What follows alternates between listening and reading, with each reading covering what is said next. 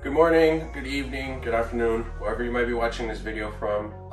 Today I am in California. It is October 1st, 2021, and I've got an update. For those of you that might have followed my channel before or done some research on Fanatec, you would have seen my previous video where I was showing off my sim racing room and how I had this play seat challenge be at the center of my room. That was my first kind of adventure into the sim racing world back when I would say the center of 2020 was taking place, and the government was handing out stimulus checks. And what did I do with my stimulus check? Well, I spent it on a German company with Fanatec.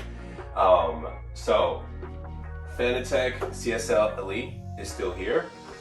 The play seat, however, has been replaced. I've gone ahead and upgraded to a SimLabs GT1 Evo sim base. So this is all this metal profile that you're seeing here and here. And with that base, I also bought an Nrg Prisma bucket seat. The Nrg Prisma bucket seat is kind of an entry level but comfortable enough seat.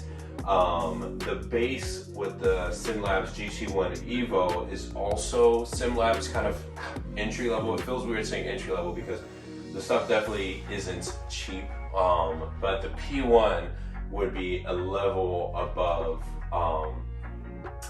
this GT1 Evo. But that's all to kind of say that I've been enjoying sim racing a lot. So why did I upgrade? Well, one of the main things was that while this play seat challenge was a huge improvement from when I was racing in a regular chair, the biggest problem that I had was that the seat would sway left and right the more I was driving it.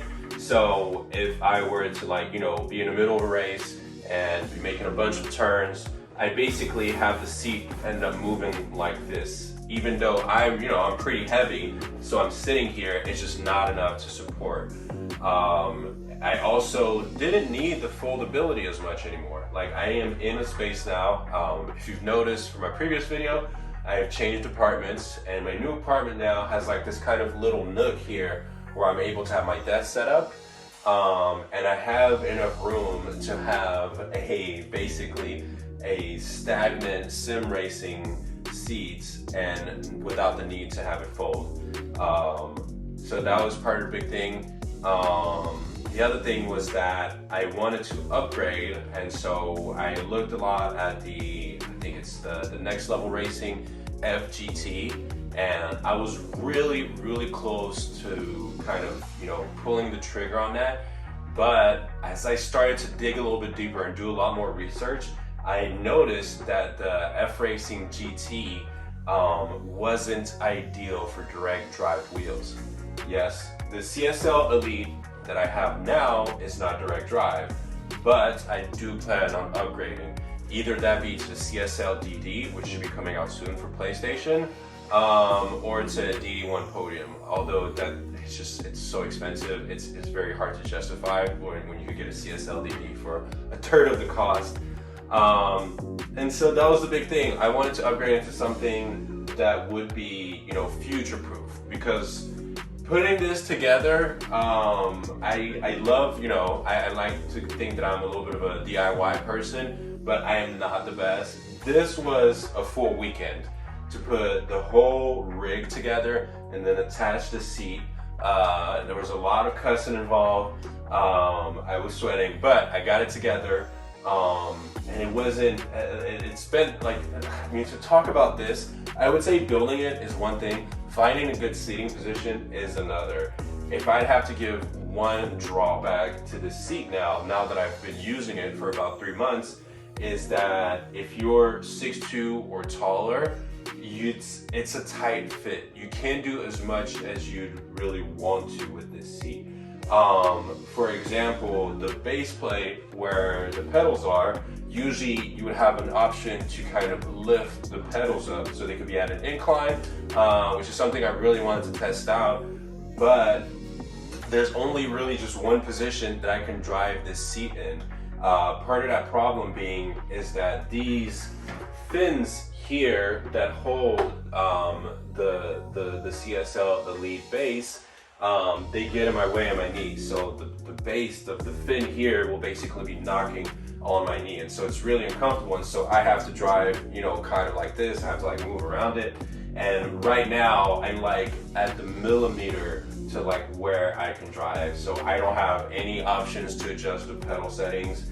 Also the seat. So the Nrg Prisma, it's a good quality seat for the price. Again, like none of this stuff is cheap.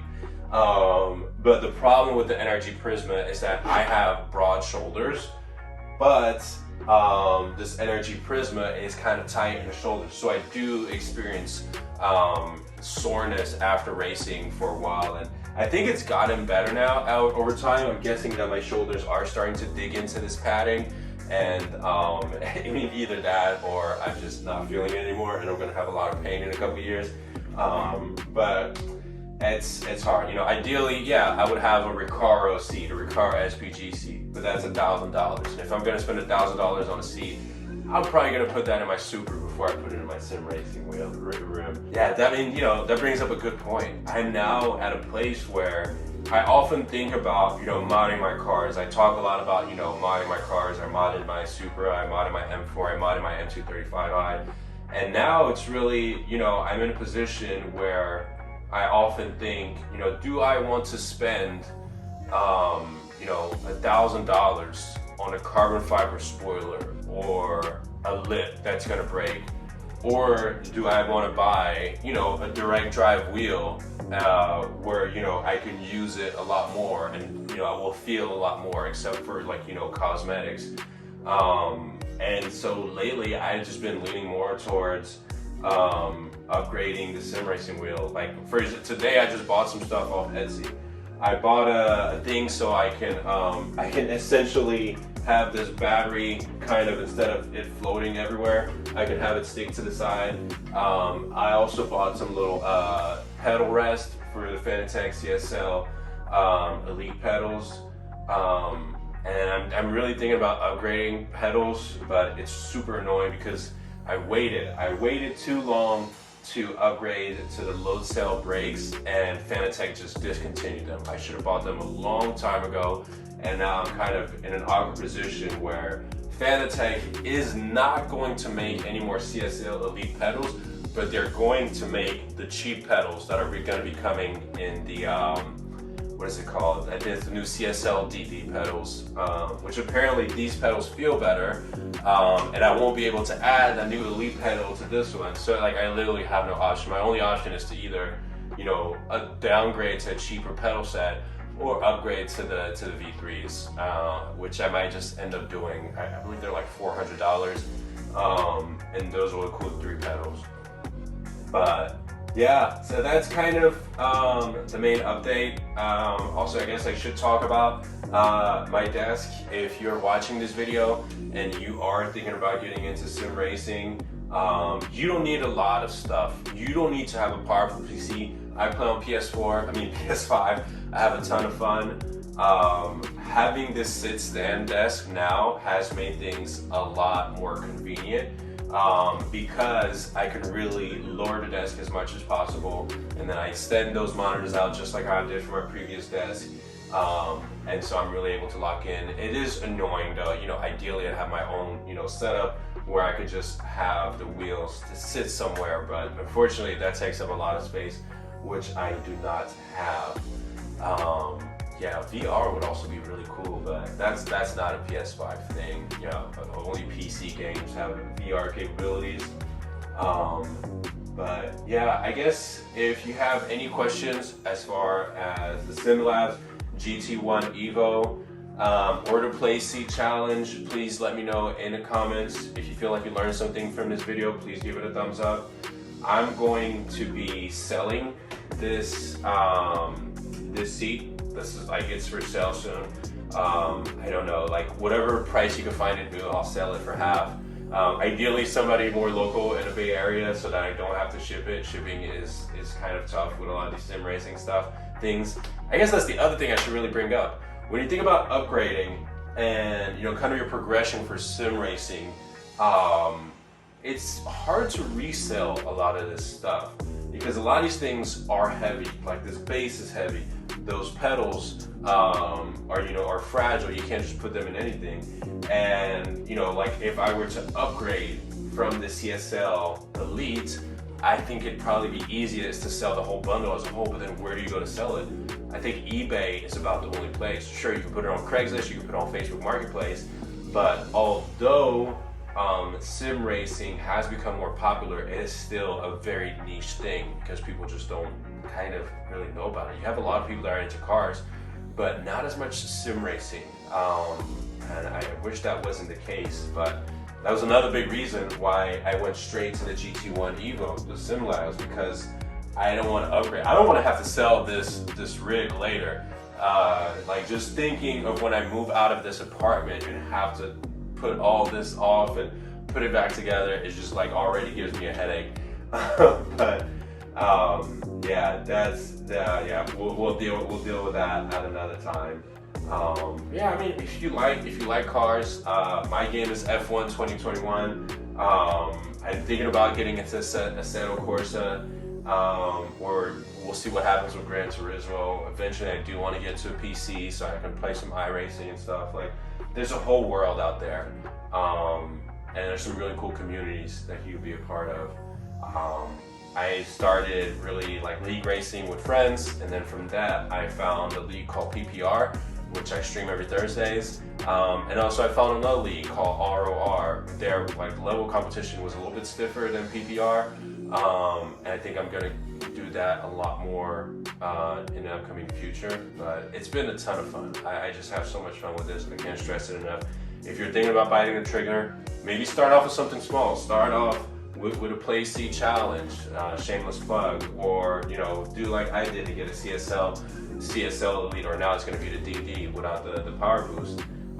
That way you're not investing as much into it right away, and from there you can decide if you want to upgrade later. And then from that point, okay, this is going to be a hobby, this is going to be something I see myself doing in the long run. Even if I don't do it every week, I might get back to it a couple months later, and have some fun. Alright, I think that's enough rambling. Thanks a lot for watching this video. Let me know if you have any comments. The next video I'm probably going to talk about will be just in general. I still want to dive a little bit more into sim racing versus car modding, or just driving cars in general. There's a lot to be considered there. Like, yes, you can go on a racetrack with your car, but that's going to cost you in maintenance, that's going to cost you in fuel, etc., etc.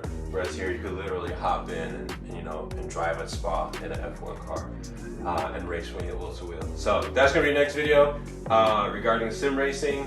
We'll do some more super stuff too. But yeah, thanks for watching.